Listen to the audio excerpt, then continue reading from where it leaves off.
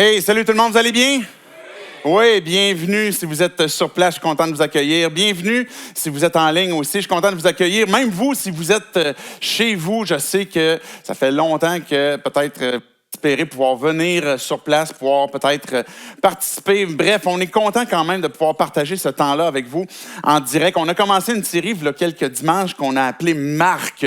Pas pour la marque de la bête, je sais que c'est quelque chose qui comme circule ces temps-ci, là. Ça n'a rien à voir avec ça, bien qu'on soit dans Apocalypse. Et l'intention que l'on a, c'est de voir plutôt les églises que l'on voit dans l'Apocalypse et voir c'est quoi la marque. Comment est-ce qu'une église est marquée de par son sauveur? Quelles sont les marques ou quels sont les traits qui vont déterminer justement la façon que Jésus veut qu'on soit en Église? Et pas juste une question, évidemment, on parle de façon collective quand on parle d'Église, mais évidemment une application aussi personnelle. Je ne sais pas si vous avez une piscine chez vous, j'espère qu'on va en avoir besoin bientôt. Ça veut dire qu'il va faire chaud, on va pouvoir profiter de l'été. Je pense qu'on est bien parti, là, on ne devrait plus avoir de tempête. J'en ai une chez nous, puis je me souviens que à chaque année, puis là, je suis à cette étape-là, il faut partir la piscine. Et puis là, ce qu'il faut faire, c'est comme on enlève le maximum de cochonneries qu'il y a dans l'eau pour essayer de récupérer comme l'eau qui est encore là. Chez nous, il y a beaucoup d'arbres. Fait donc, il y a des arbres qui ont laissé tomber des feuilles dans l'eau. L'eau est devenue comme, je ne sais même pas, je pourrais dire verte, là, comme elle est rendue noire, je pense. Chez nous, ça ressemble à ça. Et là, je sais qu'il va falloir qu'on fasse le ménage là-dedans, puis que on enlève le maximum de feuilles, on rajoute de l'eau. Et là, on fait notre maximum pour avoir une belle eau claire, parce qu'il n'y a personne qui aime se baigner dans de l'eau verte. On n'aime pas se baigner quand il y a comme, on ne sait pas trop, tu sais, on ne voit pas le fond. Là. Je ne sais pas si vous avez déjà vu des piscines de même, là, comme des lacs, là, mais ça, c'est une autre affaire. Bref, les piscines, on veut de l'eau claire et on met beaucoup d'efforts pour la nettoyer, pour enlever les cochonneries qui sont dedans. Et là, à un moment donné, on réussit à avoir un niveau acceptable pour qu'on puisse commencer à se baigner. Et là, si on a le malheur de partir, par exemple, 2 semaines en vacances, quand on revient, l'eau est redevenue verte. Et je me souviens un été passé où à l'époque, on était capable de partir en vacances, là, ailleurs que de rester chez eux. Et on est revenu 2 semaines après, puis l'eau était difficile à rattraper. J'essayais de ramener l'eau pour qu'elle puisse devenir claire, puis à un moment donné, ça ne marchait pas, c'était compliqué. Jusqu'au moment où j'ai compris c'était quoi les bons produits que je devais mettre dedans. Des fois, notre vie ressemble à ça. C'est-à-dire qu'on regarde nos vies, on peut appliquer ça aussi à l'Église, on regarde comment est-ce qu'on a une marche avec Dieu où on veut avoir peut-être une découverte de qui est Dieu parce qu'on n'est peut-être pas tout à fait au point où on va dire, je veux suivre Christ. Donc, on va avoir ce parcours, puis là, on se dit, il faut que je fasse du ménage dans ma vie. Et là, parce que si je veux plaire à Dieu, si je veux ressembler à ce qu'il veut de moi, il faudrait que j'enlève des feuilles. Il faudrait que mon eau soit un peu moins verte.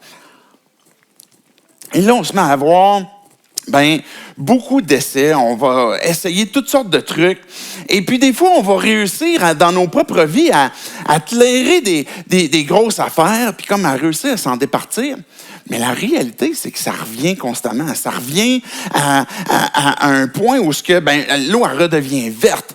Et ce qu'on a besoin de comprendre, puis ça va être ça qu'on va voir ce matin avec les 2 églises qu'on voit dans l'Apocalypse, qui est Pergame et Thyatire, c'est le fait que ce qui change nos vies, c'est beaucoup plus qu'on va mettre dedans, ce de quoi on va se nourrir, que l'effort qu'on va mettre pour réussir à enlever les choses qui sont là pour qu'on ait un peu plus de contrôle sur notre marche avec Dieu.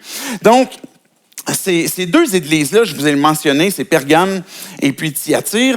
Et ce que je veux faire avec vous déjà d'entrée de jeu, c'est qu'on puisse lire qu'est-ce que Jésus a à dire à ces 2 églises. Sans vous refaire le contexte de l'Apocalypse, ce que l'on voit, c'est que on voit des églises qui étaient des réelles églises, des vraies églises qui étaient en Asie mineure. Et puis là, à ce moment-là, plusieurs de ces églises-là, 7 en particulier, Jésus va avoir un message pour elles. Et c'est ce qu'on voit à partir de Apocalypse 2, à partir du verset 12 que je vais lire. Donc, si vous avez une application, vous avez une Bible, je vous encourage à l'ouvrir, je vous encourage à... Et ça va dans le même sens de ce qu'on va entendre ce matin, c'est l'importance d'écouter. la différence qu'il y a dans ce qui fait la différence dans notre marche avec Dieu, c'est le fait qu'on écoute la bonne chose. On est attentif à ce à quoi on doit se nourrir pour que vraiment il puisse y avoir cette transformation. Fait que quand on rouvre la Bible, c'est une façon claire que de pouvoir écouter qu'est-ce que Jésus a à dire, qu'est-ce que Dieu a à nous dire. Donc, Apocalypse 2, et je vais lire les versets. Dans le fond, on va lire ce que Jésus a à dire pour les deux églises, donc verset 12 jusqu'au verset 29. Vous êtes prêts? Écrit à l'ange de l'église de Pergame. Voici ce que dit celui qui tient l'épée aiguë à deux tranchants. Je connais tes œuvres et l'endroit où tu es établi. Là se trouve le trône de Satan. Tu es fermement attaché à mon nom et tu n'as pas renié la foi en moi. Même durant les jours où Antipas, mon témoin fidèle, a été mis à mort chez vous, là où Satan est établi. Mais j'ai certaines choses contre toi.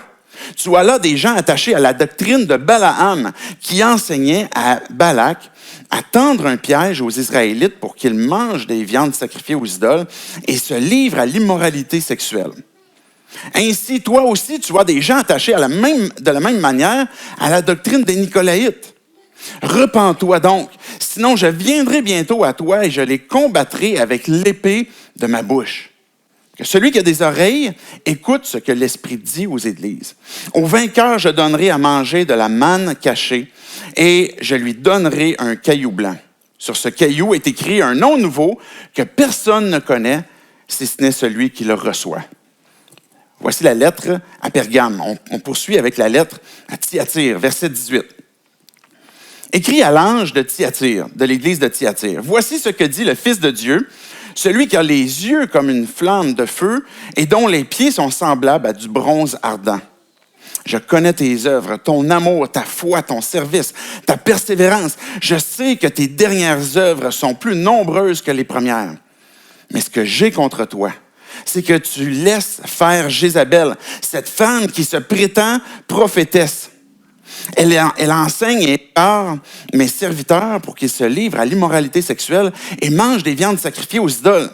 Je lui ai donné du temps pour qu'elle change d'attitude, mais elle ne veut pas se détourner de son immoralité. Voici, je vais la jeter sur un lit et envoyer un grand tourment à ceux qui commettent l'adultère avec elle, s'ils ne se repentent pas de leurs œuvres. Je frapperai de mort ses enfants et toutes les églises reconnaîtront que je suis celui qui examine les reins et les cœurs et je traiterai chacun de vous conformément à ses œuvres. Quant à vous, les autres croyants de Thyatire, qui n'acceptaient pas cet enseignement et qui n'avaient pas connu les profondeurs de Satan, comme il les appelle, je vous le dis, je ne mettrai pas sur vous d'autres fardeaux. Seulement ce que vous avez, tenez-le fermement jusqu'à ce que je vienne. Au vainqueur, à celui qui accomplit mes œuvres jusqu'à la fin, je donnerai autorité sur les nations. Il les dirigera avec un sceptre de fer, comme on brise les vases d'argile, ainsi que moi-même j'en ai reçu le pouvoir de mon Père. Et je lui donnerai l'étoile du matin, que celui qui a des oreilles écoute ce que l'Esprit dit aux églises. Amen? OK, peut-être que vous venez de lire ça pour la première fois, puis vous dites, il me semble que c'est un petit peu crunchy. Il me semble qu'il y a des choses qui sont pas évidentes à comprendre, et il y a d'autres choses qui on peut comprendre, puis qui sont peut-être un peu difficiles. C'est quoi ce message que Jésus a à dire? Ce qu'on va retenir ce matin, ce de quoi on se nourrit va venir affecter directement comment est-ce qu'on va vivre, notre façon de vivre. C'est une chose que j'entends régulièrement. Comment est-ce qu'un croyant doit être différent? Si je place ma vie en Jésus, si je place ma vie pour que je puisse être sauvé. Et puis là, je me dis, il faut que je sois différent parce que quelque part, Jésus m'a transformé. Mais ça se fait comment, ça? Ça s'articule comment? Comment est-ce qu'on en vient à un point où est-ce qu'on dit, OK, maintenant, ma vie est différente? Parce que là, peut-être que je m'habille plus de la même façon, peut-être que je parle plus pareil, peut-être que mes dimanches matins sont occupés autrement parce que là, je suis en ligne, ce qui est en train de se passer avec l'Église ou sur place. Et on a peut-être certaines idées préconçues de ce que c'est être différent. Et ce que Jésus est en train de dire à l'église de Pergame puis à l'église de Thyatire, c'est ce qui fait la différence du croyant, ce qui fait la différence de celui qui est fidèle, comme on parlait la semaine passée d'une autre église que Jésus parlait de sa fidélité, mais c'est de quoi on va se nourrir. Qu'est-ce qu'on met dans l'eau de la piscine pour qu'elle devienne claire? Qu'est-ce qu'on met sur...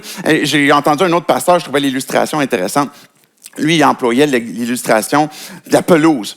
Puis il est comme amateur de belles pelouses. Puis il disait, on va passer beaucoup de temps pour enlever des mauvaises herbes, mais le meilleur truc, c'est de semer. Constamment, c'est de semer. Puis c'est la même chose, finalement, ce que Jésus est en train de dire. Ce que tu écoutes va venir faire la différence dans ta vie. On a deux églises qui sont en train d'être adressées par Jésus avec un reproche, c'est-à-dire, j'ai quelque chose contre toi. À l'église de Pergame, par exemple, au verset 14, Jésus va dire, mais j'ai certaines choses contre toi. Tu as là des gens attachés à la doctrine de Balaam qui enseignait à Balak à tendre un piège aux Israélites pour qu'ils mangent des viandes sacrifiées aux idoles et se livrent à l'immoralité sexuelle. Ainsi, toi aussi, tu as des gens de la même façon qui sont attachés à la doctrine des Nicolaïtes. Pergame, vous êtes en train d'écouter, vous êtes en train de vous nourrir de la doctrine des Nicolaïtes. Vous êtes en train de vous nourrir de la même façon que Balaam. Et puis, si vous ne connaissez pas l'histoire, cette histoire, on la trouve dans le début de la Bible. C'est une histoire qu'on voit à un moment donné où ce que le peuple de Dieu est dans le désert, est en train de se déplacer vers la terre que Dieu leur avait promis.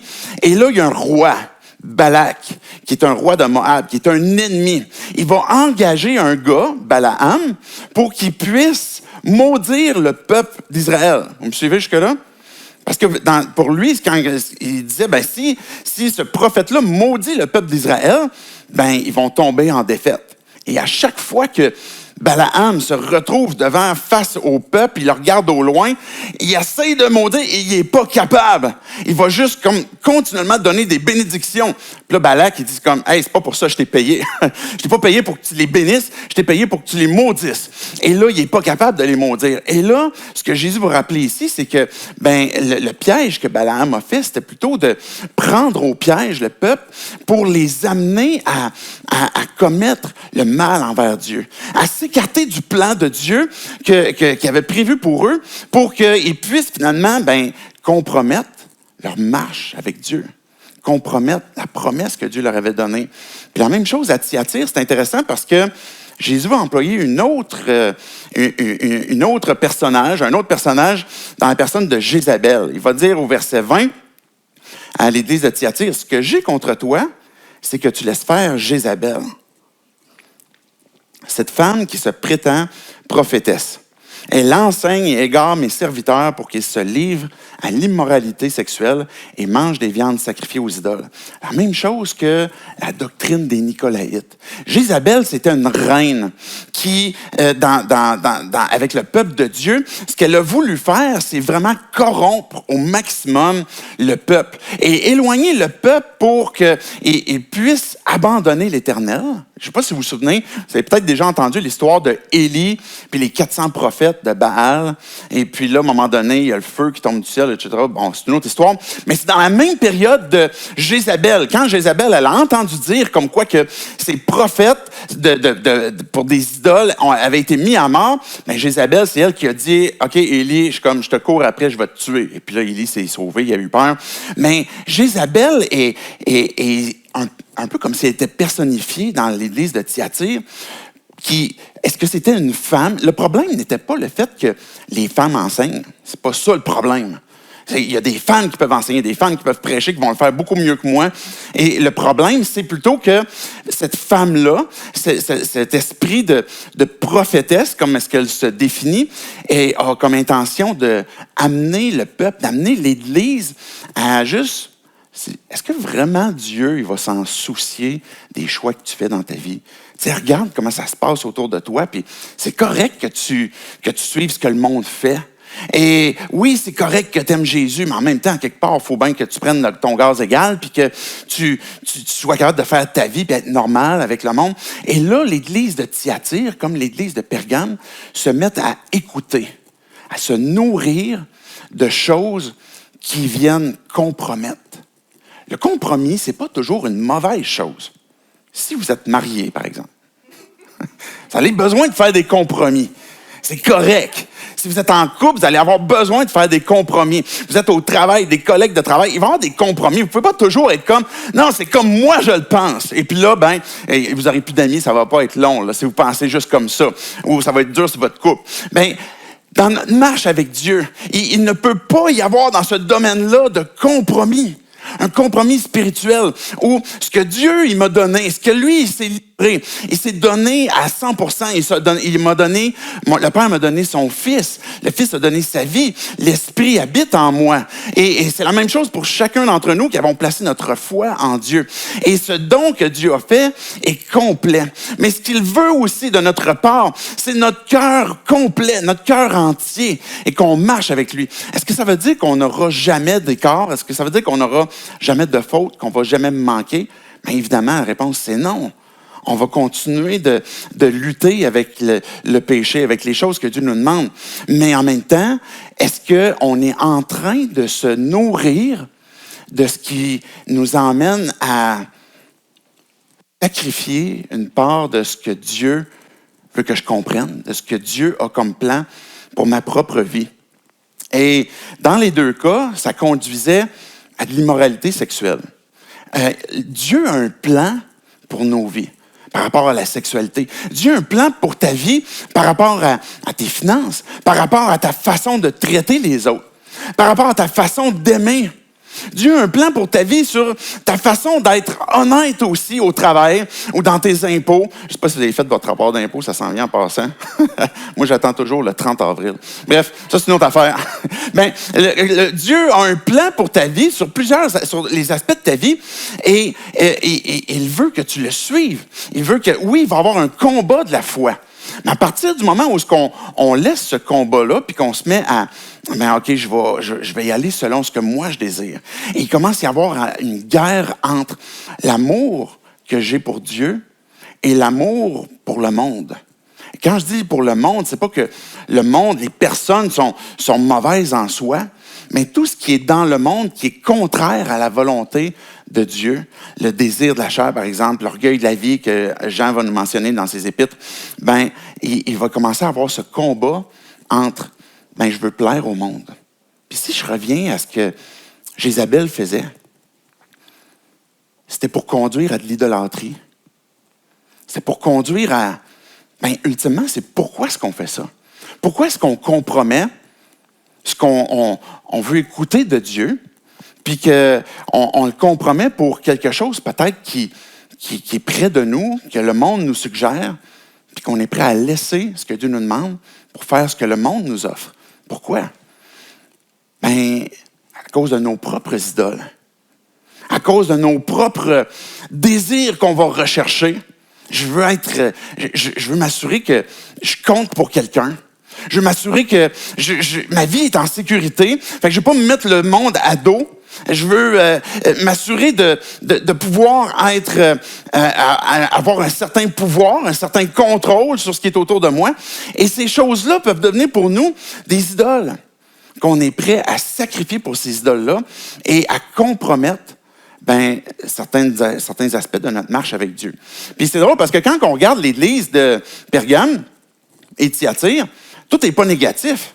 Parce qu'au tout début, on voit comment est-ce que Jésus va dire, écoute, la façon que tu marches, la façon que tu retiens mon nom, c'est génial, là. Tu as persévéré. Même à l'époque où Antipas est mort, mon témoin fidèle, c'est intéressant parce que, une mini-parenthèse, cette question de témoin fidèle qui est donnée à Antipas, c'est la même expression qui est donnée à l'égard de Jésus dans Apocalypse 1 au verset 5.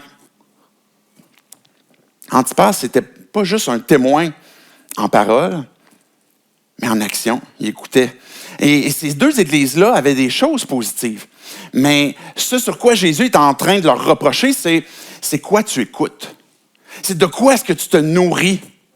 Parce que c'est sûr qu'à un moment donné, ton eau sera pas claire, puis tu vas toujours être dans la lutte de chercher à enlever les choses qui te font du mal puis qui t'éloignent, mais c'est de quoi tu te nourris. Et là, il y a une décision à prendre. Et c'est quoi que Jésus fait quand on n'écoute pas?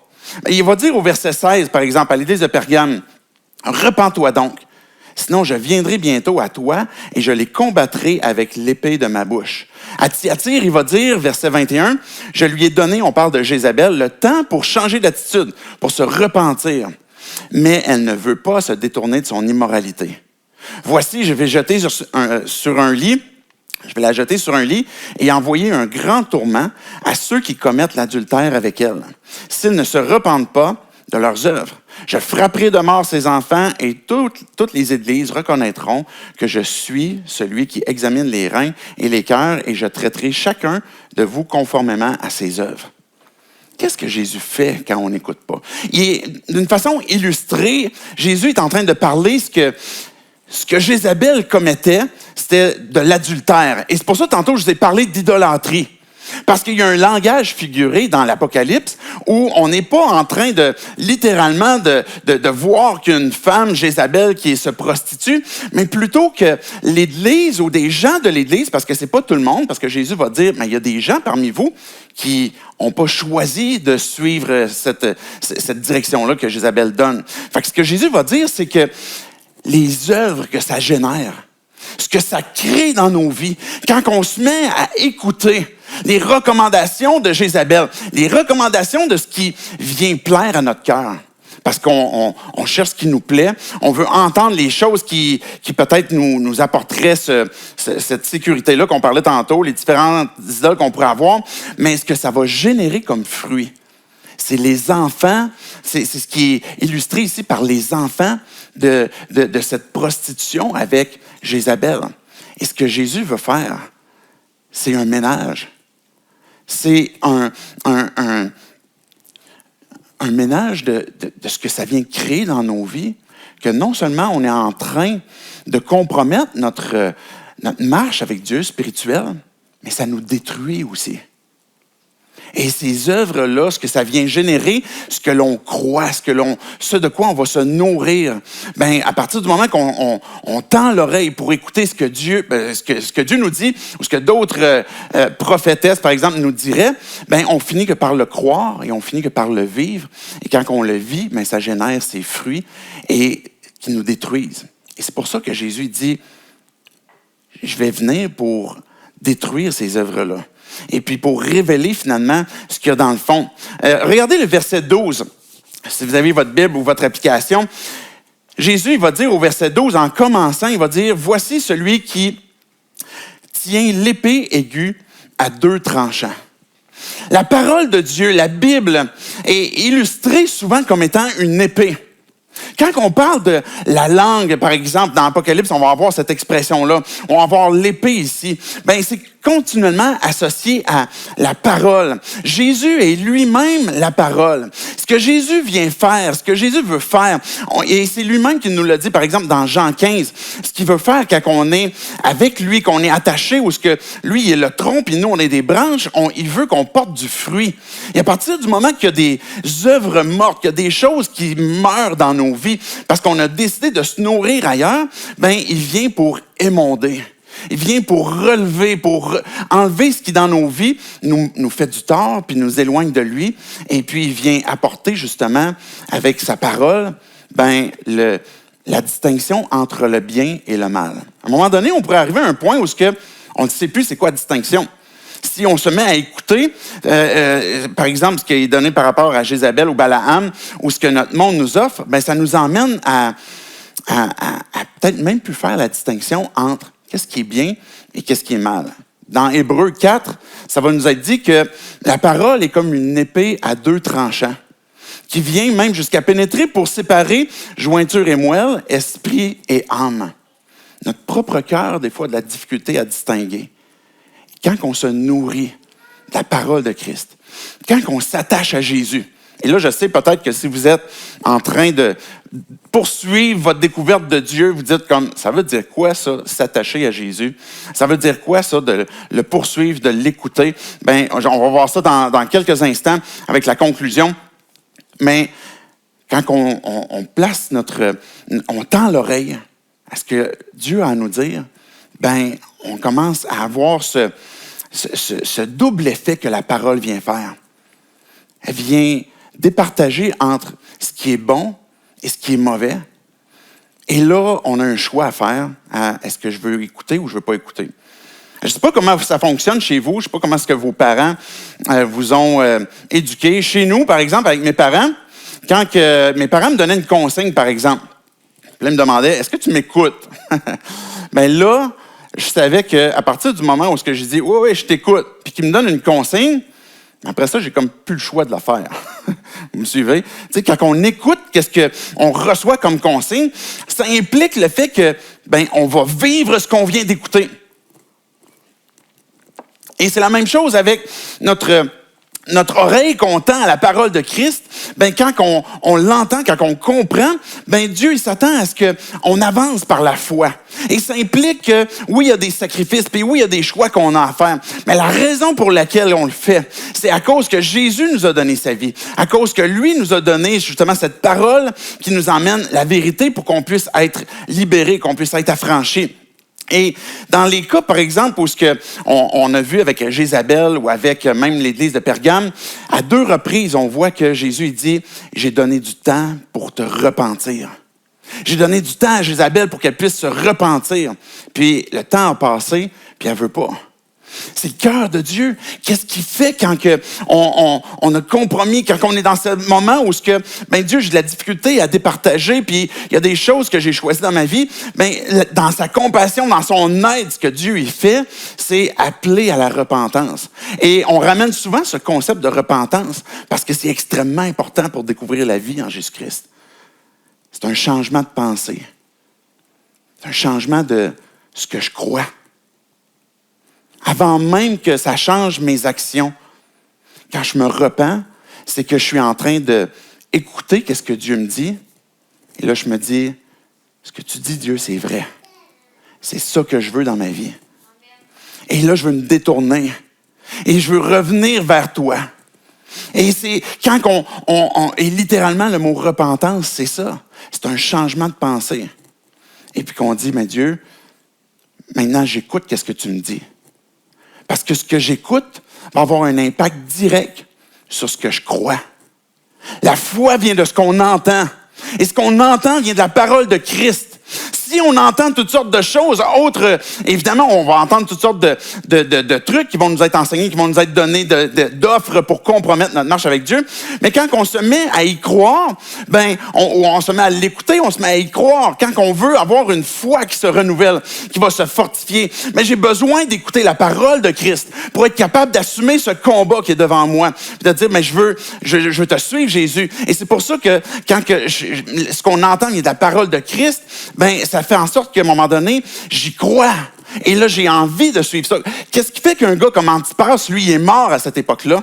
À Pergame, c'était le lieu particulier où Zeus était présent. Dans l'Antiquité, dans l'époque des Romains, Zeus, c'était à Pergame. Puis Zeus, c'était comme parmi les dieux de Rome, c'était Dieu. C'était le dieu des dieux. Vous me suivez? Et puis, à Thyatire, c'était devenu qui? Le fils de Zeus, Apollon. C'est pas pour rien que Jésus se présente au tout début comme étant « Je suis le Fils de Dieu ». C'est moi qui est le Fils de Dieu. C'est moi avec moi que tu vas pouvoir découvrir la vie. C'est de ma parole que tu vas pouvoir découvrir ce qui va t'affranchir. Ce que tu crois que peut-être tous les prophètes de ce monde, de ce qu'on peut entendre, vont nous donner comme opportunité, on va pouvoir comprendre que ça nous conduit à quelque chose qui nous éloigne de Dieu et qui est loin du plan que Dieu a pour nos vies. Et le plan que Dieu a pour nos vies, c'est un bon plan. Quand on découvre la volonté de Dieu, ce qui est agréable et parfait, ce que la parole nous dit dans Romains 12, ce qui est bon, agréable et parfait, c'est qu'on est en train de découvrir le plan que Dieu a pour nos vies. Et puis, j'écoute ce qu'il me dit et j'y crois et mes actions en sont calquées. Et c'est comme ça que la différence va se faire dans ma vie. C'est comme ça qu'il va y avoir une marque qui va se distinguer à partir du moment où je veux ressembler à Christ. Je veux qu'il puisse vivre en moi. J'ai besoin de son intervention pour qu'il puisse faire naître en moi même la foi et puis le changement même de mes actions. Et puis quand je me retrouve dans une situation où je suis dans le compromis, dans ma marche avec Dieu, l'appel que Dieu fait, c'est repens-toi. Repens-toi. Jésus va venir émonder, il va venir enlever, il va venir apporter. Jésus n'apporte pas la condamnation sur ses enfants. Quand il nous a sauvés, quand il nous a délivrés, c'est pas une question de l'épée qui vient pour nous trancher la tête, c'est comme, tant pis pour toi. Mais c'est plutôt pour venir transformer nos vies, nous rendre semblables à lui. Et Dieu a tellement sacrifié, tellement grand, tellement cher, qu'il ne veut pas laisser ce fruit qui nous détruit pousser dans nos vies.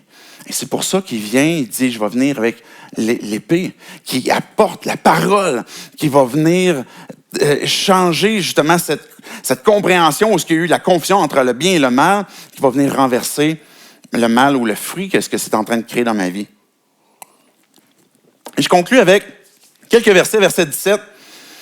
L'appel à la vie que Dieu nous fait, c'est que celui qui a des oreilles écoute ce que l'Esprit dit aux églises. Aux vainqueurs, je donnerai à manger la manne cachée. C'est quoi la passe de la manne?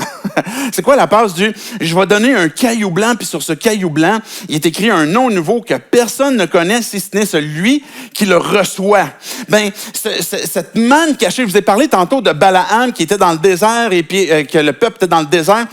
C'est un contexte d'épreuve, c'est un contexte difficile. Et Dieu est en train de soutenir son peuple dans des moments où il est en train de traverser des situations qui sont pénibles. Dieu est en train de parler à l'Église de Pergame, il est en train de parler à nous aussi aujourd'hui pour dire que ça se peut qu'il va y avoir des persécutions, ça se peut qu'il va y avoir des difficultés, ça se peut que même dans ta propre vie, il va y avoir un combat entre le bien et le mal. Mais celui qui veut me suivre, ben que même qui est dans ce combat-là, je vais lui donner la manne cachée, je vais le soutenir, je vais le fortifier, je vais l'encourager. Ultimement, la manne, Jésus s'est identifié lui-même comme étant « Je suis le pain de vie ». Celui qui à l'illustration de la manne qui tombait du ciel, c'était comme un pain, comme un gâteau de miel. Et Jésus disait, je suis le pain de vie, celui que le Père a donné. Il va dire au verset 26, pour aller un petit peu plus loin aussi, je vais revenir sur le caillou blanc, parce que je sais, vous posez la question, c'est quoi la passe du caillou blanc? Thyatire, verset 26, « Au vainqueur, à celui qui accomplit mes œuvres jusqu'à la fin, je donnerai autorité sur les nations. » Il va que celui qui se glorifie en Christ. Cette victoire que Dieu donne, verset 27, il la dirigera avec un sceptre de fer comme on brise les vases d'argile, ainsi que moi-même j'en ai reçu le pouvoir de mon Père. Une assurance, une autorité qui vient de Jésus-Christ, où ce que même dans un contexte terrestre, où que des fois ça peut être difficile, que Dieu fortifie, puis nous emmène dans une compréhension de la victoire que l'on a en Jésus-Christ. Et verset 28, et je lui donnerai l'étoile du matin, et que celui qui a des oreilles écoute ce que l'Esprit dit aux églises. Jésus, il donne un nom nouveau pour celui qui place sa foi en lui. C'est une nouvelle identité. Quand on écoute, quand que Dieu, il parle pas pour rien dire. Et quand que Dieu dit quelque chose, savez-vous comment est-ce qu'elle est puissante, sa parole? Quand que Dieu dit quelque chose, ça se fait. Quand que Dieu dit quelque chose, ça se fait. Dieu, il va donner une bénédiction. Bénédiction, littéralement, c'est dire du bien de. Mais si Dieu il dit du bien de toi, savez-vous qu'est-ce qui va arriver? Ça va se faire. C'est la bénédiction de Dieu. Et quand que Dieu donne un nom nouveau, c'est une nouvelle identité que l'on a en Jésus-Christ. Et les noms que Dieu donne, quand on regarde dans l'histoire de la Bible, par exemple, quand que Dieu transforme un nom, c'est parce qu'il est en train d'apporter une bénédiction. Quand que c'est à son peuple, il est en train de transformer une vie, il est en train de renouveler quelque chose qui était mort puis qui est maintenant nouveau, que les choses anciennes sont passées, que toutes choses sont devenues nouvelles, parce que Dieu te donne un nom nouveau. C'est une nouvelle identité. Et c'est une identité qui vient s'ancrer dans le fond de ton cœur. Que celui que personne peut le connaître si ce n'est celui qui le reçoit. Pourquoi est-ce qu'un gars comme Antipas, il était même prêt à mourir pour sa foi? Il y avait quelque chose dans le fond de son cœur, une identité qu'il avait en Jésus-Christ, qui était ancrée et qui avait les yeux fixés au-delà de peut-être certaines difficultés qu'il pouvait avoir sur la terre, à certains sacrifices, des plaisirs que le monde offre pour dire, c'est sur toi, Jésus, que je garde les yeux fixés, sur cette cité que tu as préparée d'avance. Antipas, littéralement, veut dire à contre-courant. Le gars était différent. Le gars, il était différent. Parce qu'il suivait Jésus, Puis je suis sûr qu'il y avait du péché. En fait, on ne le connaît pas. C'est ça qui est le fun, c'est quand tu passes, c'est un nobody. Puis on est des nobody, mais pas pour Dieu. Parce que ce caillou blanc-là, c'est le symbole d'une idée.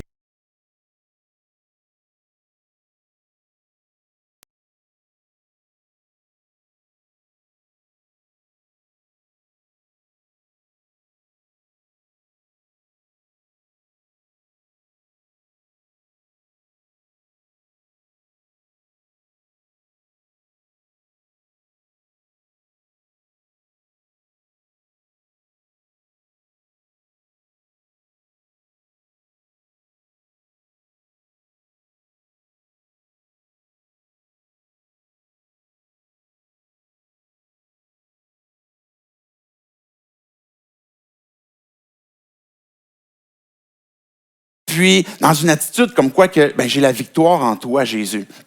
Et ce que je veux conclure, c'est que Dieu te parle. Tends l'oreille. Écoute qu'est-ce qu'il te dit. La réalité, c'est que Dieu nous parle. Puis des fois, on pourrait faire des cours pour parler de comment on va faire pour écouter l'Esprit.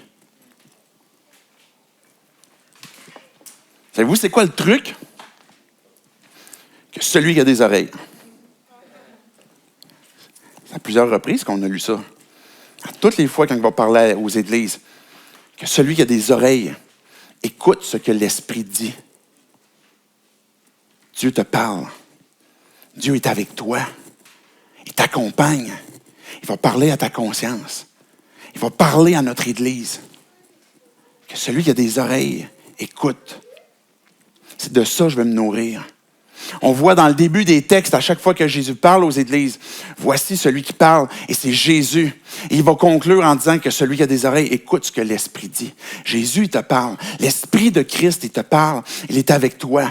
On a juste besoin de tendre l'oreille pour qu'il puisse venir fortifier notre foi, pour que nos œuvres puissent être transformées, pour que ce qui nous détruit dans nos vies puisse disparaître comme cette eau qui est verte, pour qu'on puisse avoir de l'eau claire, de ce avec quoi on se nourrit, qui est de la parole de Christ et de la foi que l'on peut avoir en Jésus-Christ. Et on a besoin de tendre l'oreille pour être capable d'écouter et puis de serrer dans nos cœurs la parole qu'il nous dit, pour qu'on puisse peut-être abandonner certaines routes qu'on est en train de prendre avant même peut-être que de les prendre ou peut-être tôt dans le processus. J'aimerais qu'on puisse prier en conclusion.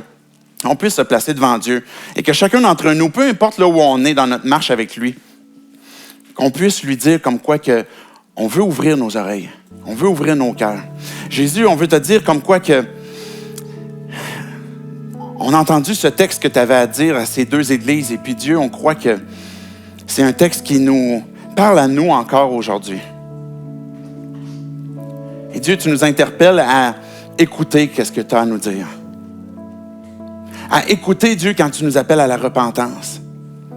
À écouter, Dieu, cette parole qui vient de toi pour qu'on puisse avoir une foi qui est ancrée en toi. Esprit Saint, on ne te demande pas de venir nous parler parce que tu nous parles déjà. On reconnaît comme quoi qu'on a des oreilles, que tu viens parler à nos cœurs. Et on veut tendre l'oreille à ce que tu as à nous dire. À quoi, Dieu, tu nous appelles à se repentir, à changer nos pensées? À quoi, Dieu, est-ce que tu nous appelles à te suivre? À faire un pas de foi, à t'abandonner quelque chose que peut-être qu'on n'a pas envie. Dieu, on veut te le confesser. On veut reconnaître comme quoi que le plan que tu as pour nos vies est parfait. Et on veut que ce soit toi qui viennes faire la différence dans nos vies. C'est de toi qu'on veut se nourrir, de ta parole. Aiguise notre discernement, Dieu, à ta parole. Aiguise nos oreilles pour qu'on puisse comprendre ce qui vient de toi, ou ce qui vient de l'adversaire, ou ce qui vient de nos propres cœurs. Donne-nous, Dieu, de pouvoir comprendre c'est quoi tes attentes. C'est quoi les paroles, Dieu, de bénédiction que tu nous dis. C'est quoi ce nom nouveau, Dieu, qui est en train de s'ancrer dans nos cœurs. et qui nous emmène à vivre par la foi. Reçois toute gloire, tout honneur. Viens bénir ton Église, viens bénir Dieu, tous ceux qui entendent ce message et qui l'accueillent avec foi. Et c'est en ton nom, Jésus, qu'on prie ces choses. Amen. Amen.